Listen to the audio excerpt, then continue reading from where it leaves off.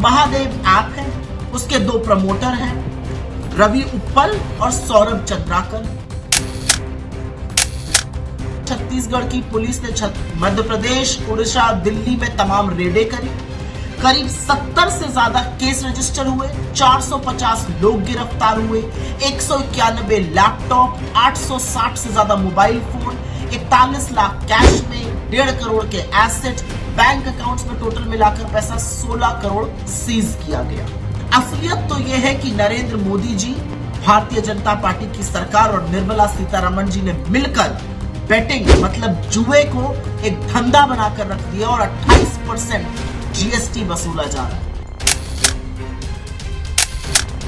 तो हम क्यों ना ये कहें कि महादेव ऐप से आपको पैसा मिल रहा है, खूब भाजपा के कोष भर रहे हैं।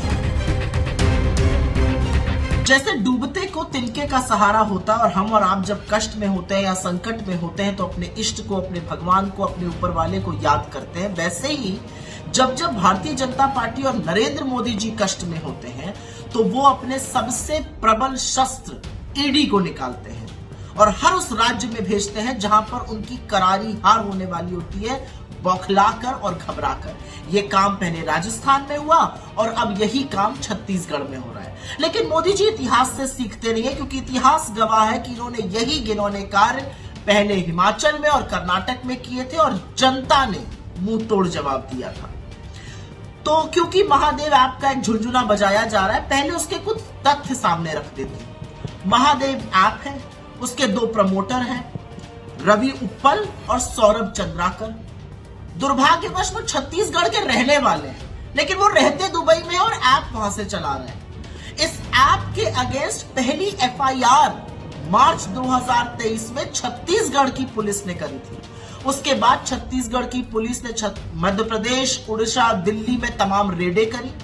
करीब 70 से ज्यादा केस रजिस्टर हुए, 450 लोग गिरफ्तार हुए, 191 लैपटॉप, 860 से ज्यादा मोबाइल फोन, 41 लाख कैश में, 1.5 करोड़ के एसेट, बैंक अकाउंट्स में टोटल मिलाकर पैसा 16 करोड़ सीज किया गया। लेकिन क्योंकि छत्तीसगढ़ पुलिस का दायरा सीमित था तो छत्तीसगढ़ की पुलिस ने, छत्तीसगढ़ के शासन ने केंद्र सरकार से कहा कि रवि उप्पल और सौरभ चंद्राकर दुबई में रहते हैं, इनकी गिरफ्तारी की जाए और ऐप को बैन किया जाए। और अब कान खोल के सुनिएगा विडंबना, न रवि उप्पल और न सौरभ चंद्राकर की गिरफ्तारी होती है और न इस ऐप को बैन किया गया है। असलियत तो यह है कि नरेंद्र मोदी जी, भारतीय जनता पार्टी की सरकार और निर्मला सीतारमण जी ने मिलकर बेटिंग मतलब जुए को एक धंधा बनाकर रख दिया और 28% जीएसटी वसूला जा रहा है। तो हम क्यों ना ये कहें कि महादेव ऐप से आपको पैसा मिल रहा है, खूब भाजपा के कोष भर रहे हैं। और जो जिस सरकार के एफआईआर पे ईडी का केस हुआ था, जो ईडी का सारा केस है वो छत्तीसगढ़ सरकार की मार्च की एफआईआर पर आधारित है। जिस सरकार ने केस किया, जिसने तफ्तीश करी, उसके खिलाफ ईडी को आपने खुला छोड़ दिया है और ईडी सिर्फ और सिर्फ प्रतिशोध की गंदी राजनीति आपके इशारों पर कठपुतली की तरह कर रही है। अगर आपको लगता है, और लेकिन मैं ये चाहती हूं मोदी जी कि ये काम आप और करिए, क्योंकि विनाश काले विपरीत बुद्धि। आप और ईडी और सीबीआई और इनकम टैक्स भेजिए, लोगों को पता तो चले कि आप किस हद तक गिर सकते हैं और आप कितने घबराए हुए हैं। मैं तो चाहती हूं कि ये जो घोर पाप आप छत्तीसगढ़ और राजस्थान जैसी जगहों में कर रहे हैं, ये आप और कीजिए, क्योंकि जब आप ये कीजिएगा नहीं तो लोगों को पता कैसे चलेगा। और आपका जो पाप का घड़ा है ना, वो भी तो भर रहा है, वो भी तो फूटेगा।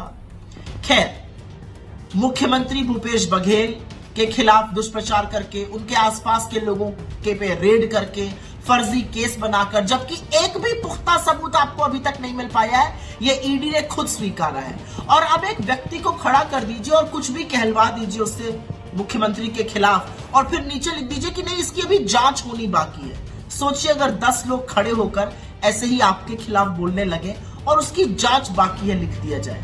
लोग तो नहीं बोल रहे, लेकिन पुख्ता सबूत आ रहे हैं कि आप अपने तोते को बचा कैसे रहे और आंख कैसे मूंद लेते हैं अडानी के नाम पर। खैर, छत्तीसगढ़ में कांग्रेस की सरकार ने, कांग्रेस के नेताओं ने, मुख्यमंत्री भूपेश बघेल ने जी तोड़ मेहनत करी और लगन से इस प्रदेश की उन्नति के लिए, लोगों के लिए काम किया है। तो आप और हथकंडे अपनाइए, आप और अवरोध पैदा करिए उनके लिए, आप उनको और दुष्प्रचारित करिए, क्योंकि जनता उसी शिद्दत से उनको अपना आशीर्वाद जरूर देगी। मेरा अपना मानना है कि जो आपकी फर्जी गारंटी आपने कल छत्तीसगढ़ में लॉन्च करी है वो भी इस घबराहट का हिस्सा है, लेकिन कोई बात नहीं। ईडी, सीबीआई, इनकम टैक्स आपके सबसे प्रबल घटक दल हैं, लेकिन याद रखिएगा घटक दलों की उपयोगिता तभी तक है जब तक लोग आपके पास वोट देने आए। छत्तीसगढ़, राजस्थान, मध्य प्रदेश, तेलंगाना और मिजोरम हर जगह डिब्बा गोल होने वाला है।